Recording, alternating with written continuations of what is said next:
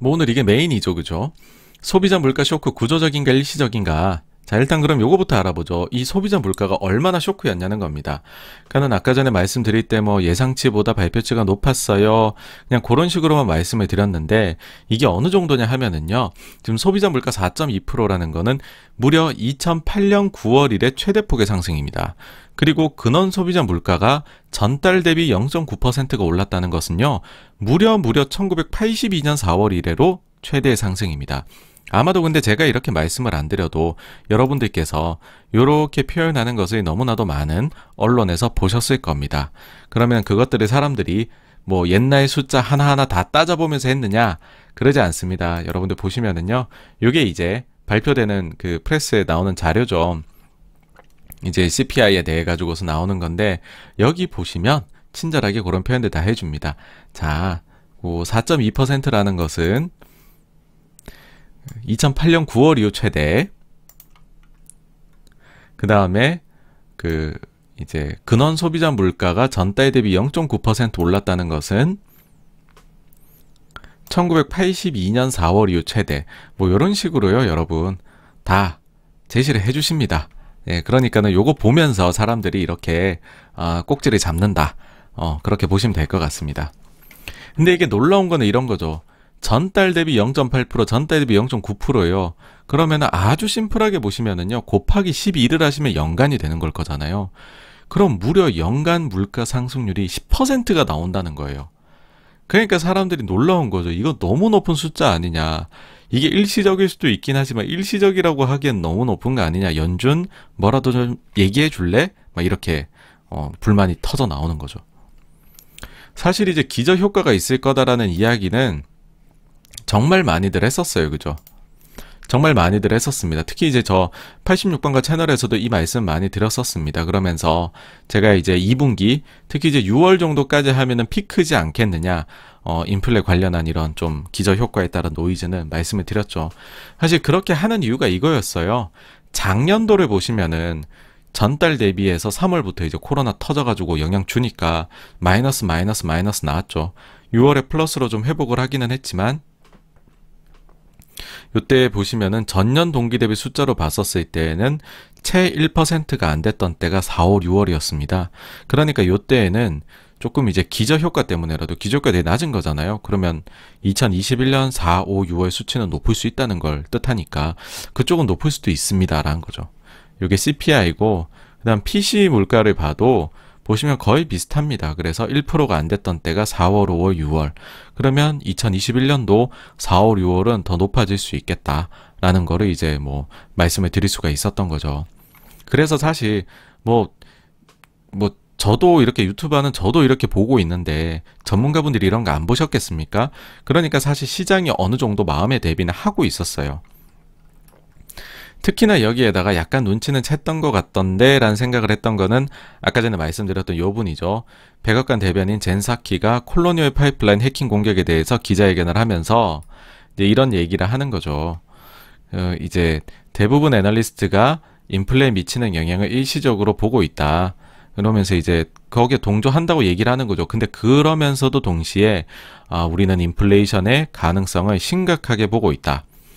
그래서 요 표현을 보면서 아니 누가 봐도 해킹 공격은 그냥 저냥 좀 빨리 해결이 될 것 같은데 왜 갑자기 백악관의 대변인이 인플레 가능성을 심각하게 보고 있다는 얘기를 굳이 했을까? 그것도 모두가 집중해서 지금 기다리고 있는 소비자 물가 발표 전날에 라는 거였죠. 그래서 야 이거 높게 나오나 보다. 발 빠른 사람들이 이때 눈치를 챘었고 뭐 이제 실제로 그렇게 나와버린 거죠. 그러면은 이제 이 숫자가 높게 나온 거 오케이 인정을 하고 이제 우리가 왜라는 게 들잖아요. 왜 이렇게 높았을까? 그러면 이제 세부 항목을 한번 들여다 봐야 할 텐데요. 제가 이 자료를 가지고 와봤습니다. 지금 여기 들어가 보시면은 세부 항목별로 이렇게 쭉 제시가 돼요. 쭉 제시가 되고 전달 대비해서 4월 달에 몇 퍼센트가 올랐느냐. 요거는 이제 전년 동기 대비해 가지고서 몇 퍼센트가 올랐냐입니다. 근데 전월 대비 숫자도 지금 굉장히 쇼킹하니까 이걸 한번 보면 의외로 지금 에너지는 여기에 영향이 전혀 못 미쳤습니다. 에너지는 못 미쳤고 그 다음에는 지금 제일 눈에 띄는 숫자들이 숫자 하나가 딱 보이죠. 중고차가 전달 대비 10%나 가격이 올랐다는 겁니다. 그러니까 이게 뭔가 영향이 미친 것 같다는 거죠. 요거는 조금 이따 보여드릴게요. 네, 그런 식이고, 요거는 이제 여러분들께서도요, 이제 물가가 계속 중요하다고 하니까, 사실 이제 저희 채널의 모토가 공부를 열심히 하는 거고, 그러면은 여러분들께서도 이제 혹시나 여기에 대해서 조금 스터디를 해보고 싶으시다라고 하면은 여기 들어가셔서 보시면은 나오는데요. 이제 크게 봤을 때 이렇게 나뉩니다. 일단 전체 전체 소비자 물가 지수가 있을 거고, 여기에 이제 크게 이제 꼭지로 음식료하고 에너지가 들어오게 됩니다. 근데 이제 음식료하고 에너지는, 음식료 보면 뭐 작황이나 이런 게 급변할 수도 있는 거, 갑자기 이제 뭐 가뭄이나 홍수 올 수 있잖아요. 그 다음에 이제 에너지 같은 경우에도 유가나 이런 것들 갑자기 변동이 있을 수 있잖아요. 그러니까 요 두 가지는 좀 가격 변동이 심할 수 있어서 우리가 근원적인 인플레이션이 어떻게 움직이는지를 파악하기가 좀 어려운 것 같다라고 해서요. 전체 소비자 물가에서 요 두 가지를 뺀 그거를 이제 우리가 근원 소비자 물가, 이제 코어 소비자 물가라고 얘기를 합니다. 그러면 그 코어는 또 어떻게 두 개로 크게 나뉘냐면요. 제조나 상품 분야, 서비스 분야로 나뉘게 됩니다. 이렇게 이제 정리를 하고서 아까 전에 봤던 거를 보시면은요. 그렇게 나오죠. 전체 아이템이고 여기에 음식료, 그다음 에너지, 그다음 음식에서 세부 항목이 있고 에너지도 세부 항목이 있고 그 다음에서는 이제 전체 아이템 중에서 푸드하고 에너지를 뺀 거, 코어죠. 이거는 보시면은 크게 두 개 꼭지가 이제 커머더티이고 또 하나가 서비스. 그럼 커머더티 안에 뭐 신차도 들어가고 중고차도 들어가고 쭉쭉쭉 옷 같은 것도 있고요. 여기는 이제 사실 제일 많이 차지하는 건데 이제 내가 주거 생활하는 데 들어가는 거, 뭐 이제 집값 관련되거나 뭐 렌트비 이런 거 관련되는 거죠. 뭐 메디칼 이런 것들이 들어오게 됩니다. 자, 일단 조금 지겹지만 요 기본적인 말씀 드렸고요. 자, 그러면은 도대체 뭐가 그렇게 영향을 준 거냐? 대체 무슨 일이 있었던 거냐? 그거를 또 그러면은 제가 요번에 CPI 나온 거에서 각각별로 기여도가 어떻게 되는지를 한번 다 계산을 해봤습니다. 그러니까 보시면은 지금 요게 전체 이 소비자 물가에서 차지하는 비중입니다. 비중을 놓고 보시면은 일단은 음식료가 거의 한 14% 정도 되고요. 에너지가 한 7% 정도 차지를 하고요. 그러면은 14하고 7을 빼면 한 21% 정도 되죠. 요 나머지를 뺀 것들이 이제는 코어가 됩니다. 79%죠. 79%의 코어는 두 개로 나뉜다고 했죠. 자, 커머더티입니다. 커머더티가 20%. 그 다음에 이제 서비스, 제일 큽니다. 59%. 그럼 서비스에서 뭐가 크냐라고 하면 쉘터가 이제 33%로 제일 큰 거죠. 네. 그 다음에 뭐 메디컬 케어 이런 것도 큽니다. 7%. 네. 그 다음에는 이제 가장 요번에 이슈가 됐던 거 찾아보면 아까 중고차가 많이 올랐다고 했잖아요. 중고차가 2.757%를 차지합니다, 여러분.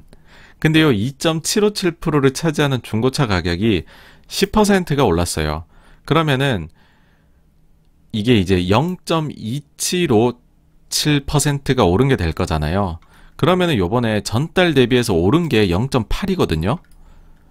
그러면은 이게 0.28이 올랐다. 요거 하나가 무려 상승폭 0.8%라는 전달 대비 소비자 물가 상승폭의 3분의 1을 설명을 해주게 됩니다. 굉장히 높은 거죠.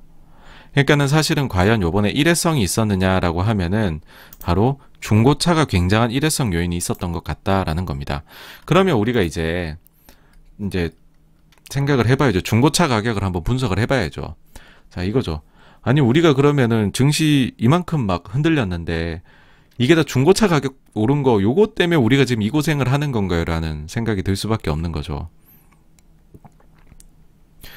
보시면 이게 전월 대비 10% 상승을 했다는 거고 이게 무려요, 여러분 1953년 이래 최대폭의 상승이라고 합니다. 그러니까 사실 상승폭은 어마어마한 거죠. 근데 이게 저도 이제 회사 다닐 때 자동차 쪽 담당을 조금 했었어요. 그때 보면은 중고차 가격 지수라는 게 있거든요. 이거를 좀 보게 됩니다.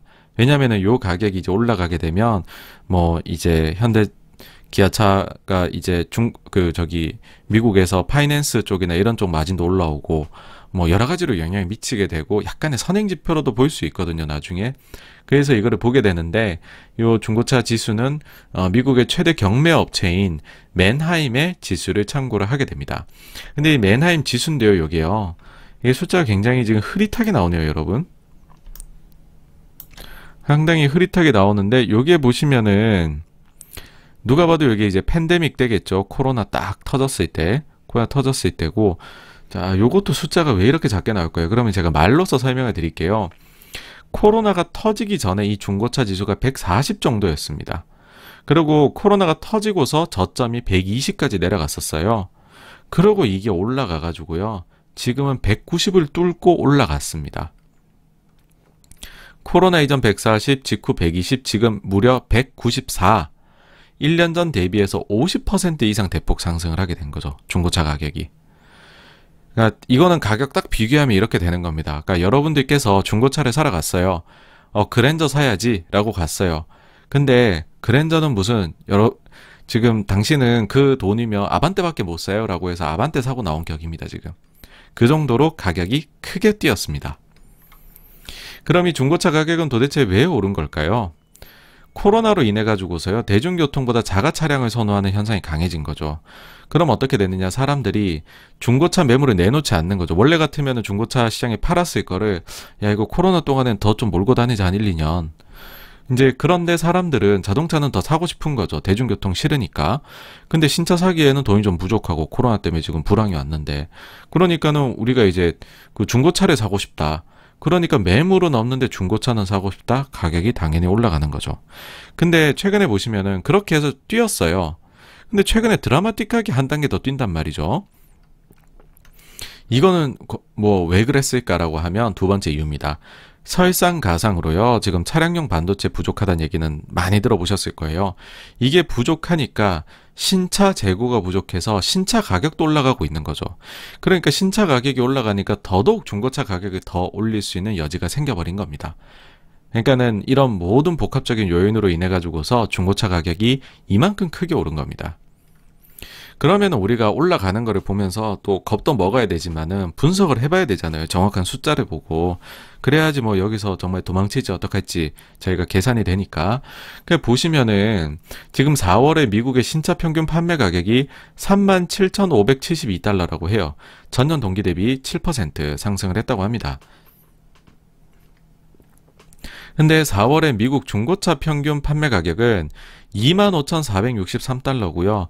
전년 동기 대비가 아닙니다. 제가 더 드라마틱하게 보여드리려고, 그러니까 이 지금 신차 가격은 작년도 거의 제일 낮았을 때 대비 불과 7% 올랐는데, 이 중고차 가격은 아까 보셨겠지만 저점 대비로는 벌써 50% 올랐고요. 작년 연초 대비해서도 지금 17%가 올랐다라고 얘기를 합니다. 자, 그럼 이 격차가 보이시죠? 그럼 제가 한번 가정을 해봤어요. 만약에 신차 가격은 여기서 머물러 있는다고 가정을 해보는 거죠. 계산의 편의를 위해. 그런 상태에서 정말로 지금 우리가 지난달에 본 것처럼 중고차 가격이 매달 10%씩 상승한다고 가정하면 어떻게 될까요? 4달이 지나면 중고차 가격이 신차를 따라잡을 정도입니다, 여러분. 그럼 어떤 생각이 드시나요?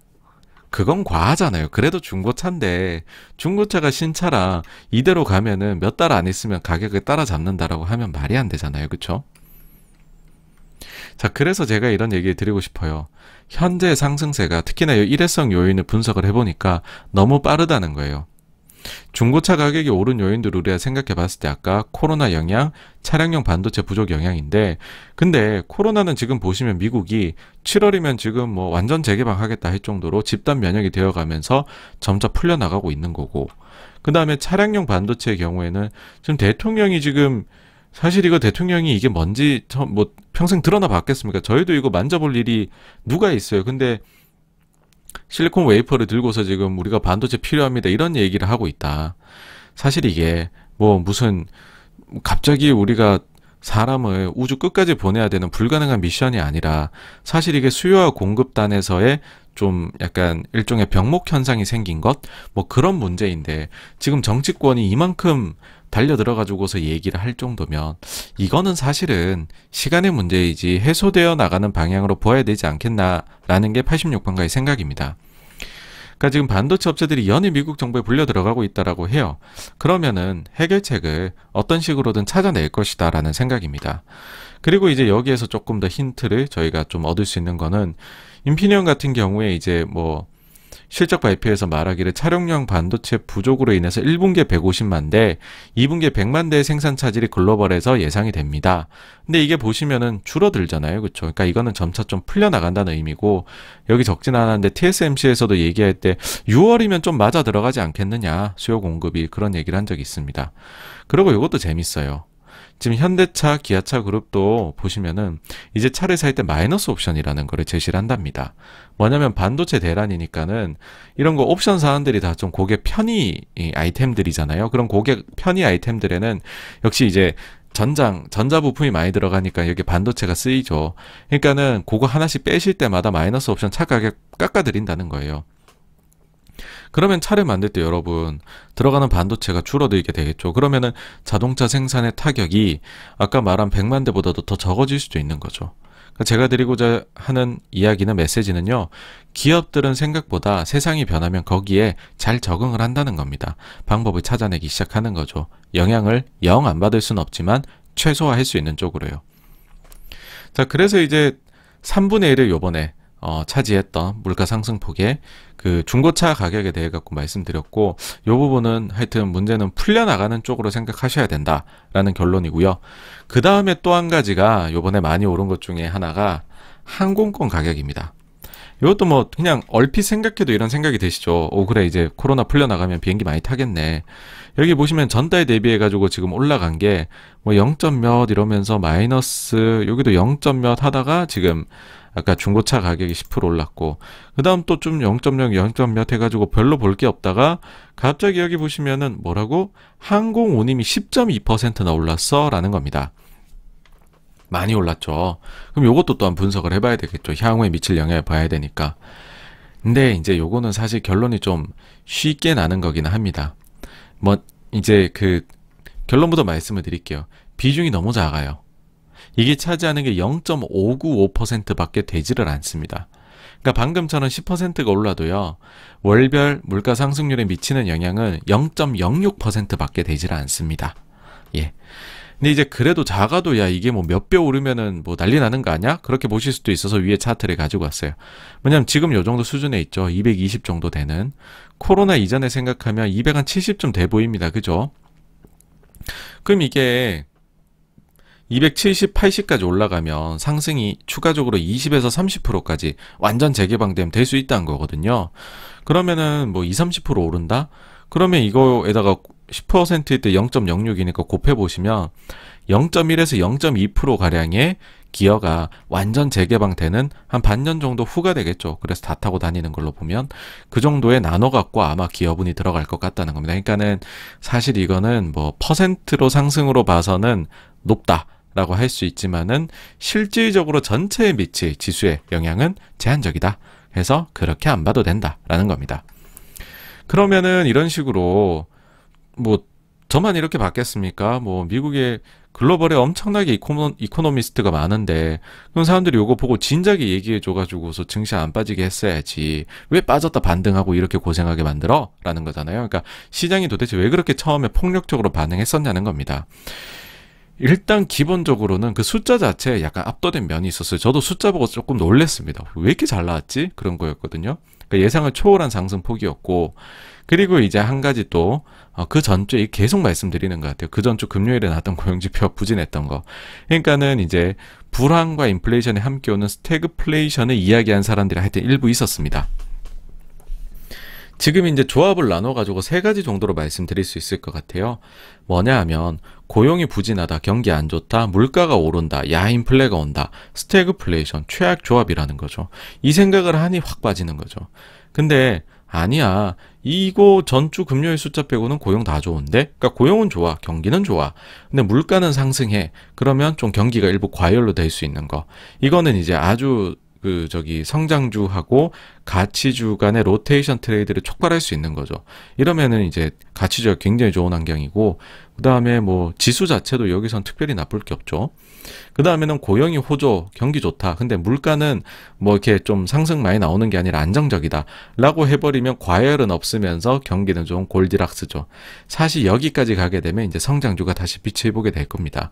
그러니까 요 세 가지 정도를 사람들이 나눠 생각을 하고 있다는 거죠. 근데 이제 사실 지난 금요일 이후 나왔던 고용지표 다 좋았어요. 그래가지고서 이제 요 스태그플레이션 시나리오는 좀 폐기해도 될 것 같고요. 요 두 개 중에 하나 고르십시다 여러분. 이렇게 된 거죠. 그럼 이제 향후에 이게 어떻게 흘러갈 것으로 예상을 하느냐라는 겁니다. 이게 중요한 거죠. 이제 일단은 여전히 아까 전에도 기저효과 제가 보여드렸지만은 6월까지 숫자는 매번 나올 때마다 눈여겨보셔야 됩니다. 어쩔 수가 없습니다, 이거는. 그리고 이제 당장은 우리 눈앞에 놓인 과제는 4월에 중고차 가격 10% 올랐는데 5월에 도대체 이것도 얼마나 오를까라는 거고, 그럼 사람들이 이거 눈여겨보겠죠? 요거를요, 여러분, 소비자 물가가 실제 발표되기 전에 조금 이제 힌트는 얻을 수 있는 그런 게 있습니다. 뭐냐면 소비자 물가 발표보다 맨하임 지수가, 아까 맨하임 지수가 제일 많이 참조하는 지수라 말씀드렸잖아요. 중고차 가격에 대해서. 아까 요 차트죠. 요거 맨하임 지수입니다. 요거는 언제 발표되냐 하면은요, 매월 발표가 되는데 매월 5영업일째에 발표가 됩니다. 6월 둘째 주에 발표가 되겠죠. 요걸 보면서 약간의 힌트를 얻으실 수 있을 것 같아요. 86번가에서도 요거를 보고서 업데이트를 드리도록 하겠습니다. 그리고 이제 그러면 시장이 어떻게 이제 가격 이거를 반영을 할 것인가, 이 이슈를이라는 측면에서 봤었을 땐 제 생각은 그렇습니다. 아까 전에 앞부분에 보시면 제가 아주 길게 여러 차트들을 가지고 오면서, 자, 이 차트가 나쁘다, 공매도가 막 쌓여간다, 이런 차트들 보여드리면서요.